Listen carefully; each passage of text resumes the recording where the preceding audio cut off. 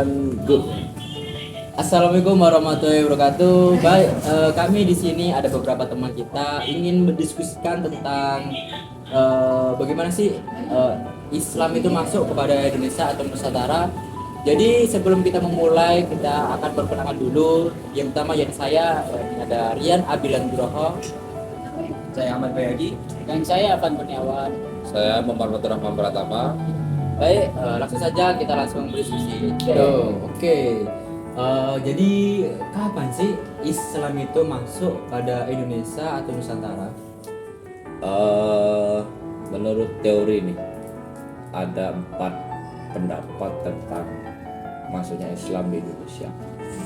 Dimana itu ada teori Gujarat, ada teori Mekah atau Arab, ada teori Cina, sama teori apa yang tadi? Teori Persia. Persia. Nah, kalau kita mengambil dari teori Gujarat itu sekitar abad ke 13 Masehi. 13 Masehi. Nah, jadi di sana ditemukan prasasti nih di Aceh yang bertuliskan Syekh apa ya? Salah satu Syekh lah gitu ya. Dan di situ tulisannya dari tulisan Hindi atau tulisan India itu ditemukan sekitar abad ke dan tertulis abad ke 13.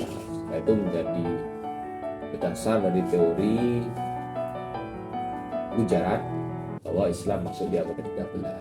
Jadi gitu.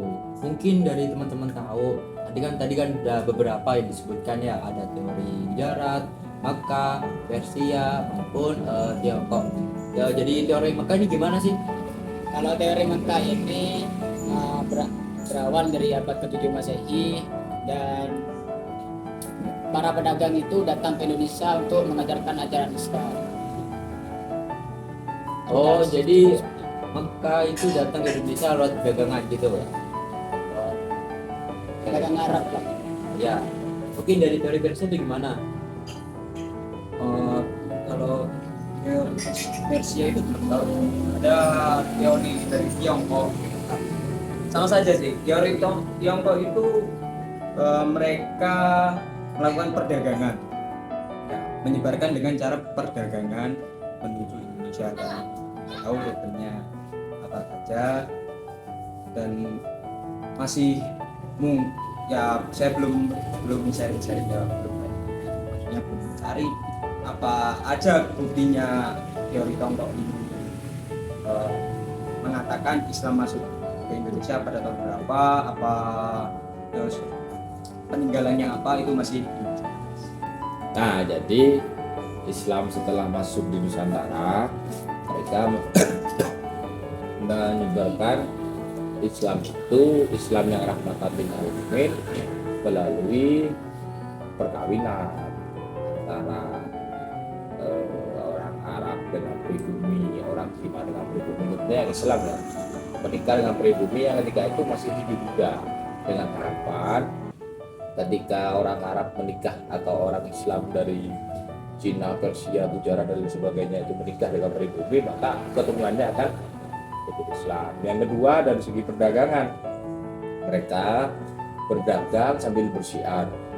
Bagaimana cara mereka bersyiar? Ketika mereka berdagang di tempat-tempat itu mereka mendirikan surau atau langgar atau musola kecil untuk perkumpulan pedagang Islam.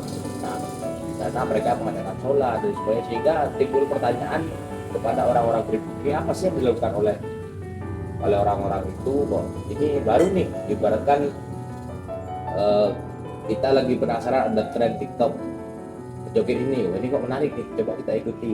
Ternyata setelah mereka ikuti, mereka tertarik dengan Islam. Sebetulnya ada jalur kesenian. Jalur kesenian ini yang mulai diterapkan itu mulai zaman Wali Songo.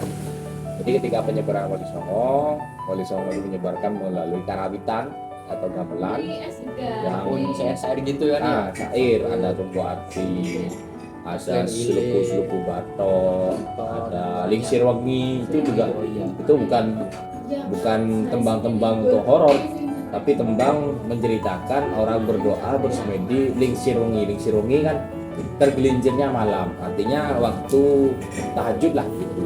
Tapi kebanyakan orang itu pasti memandang Sirungi itu adalah sesuatu yang horor atau misteri. Ya karena Apa ya, nadanya gitu kan ya. dari salah satu film sih, dari satu film diambil lalu menjadi backsound untuk film horor, makanya ini detik dengan lagu Ling Sirungi kuntilanak datang gitu. Nah yang terakhir dengan cara pendidikan, mereka membuka pesantren seperti di Kutai. Kutai itu ada ada pesantren tertua yaitu Samudra Pasai. Ada pesantren kerajaan yang ada pesantren juga gitu. Dan Wali Songo pun sama. Wali Songo membuka pesantren yang dimana yang kita masih bisa melihat salah satu atau satu-satunya pesantren peninggalan Wali Songo yang masih ada, yaitu di Lamongan, bro. Tanah kelahiran nih di Lamongan. Jadi itu adalah Pondok Sunan Derajat yang asli hingga saat ini masih bertahan mengajarkan kitab-kitab yang dikarang oleh Sunan Derajat. Jadi itu tuh cara masuknya, penyebarannya Islam di Nusantara. Mungkin teman-teman bisa sebutkan nih, kan Wali Songo ada 9 nih. Tadi kan ada disebutkan tadi Sunan Derajat. Terus mungkin teman-teman ada yang tahu Wali Songo itu ada apa aja sih? Siapa aja namanya? Saya tahu yang pertama Derajat, terus Sunan Ampel, Sunan Giri, Sunan Bonang, terus Sunan Saktiaka, Ya, Sunan Muria. Sunan Muria,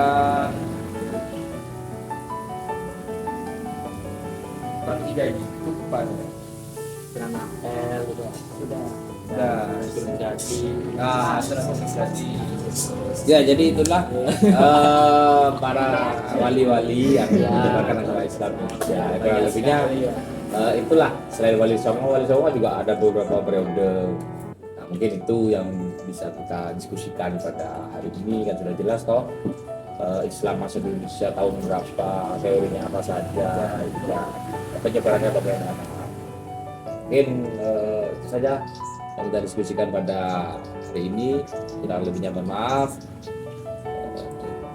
Kalau ada kekurangan, ya, ada kesalahan. Sekian dari kami. Assalamualaikum warahmatullahi wabarakatuh. Wabarakatuh.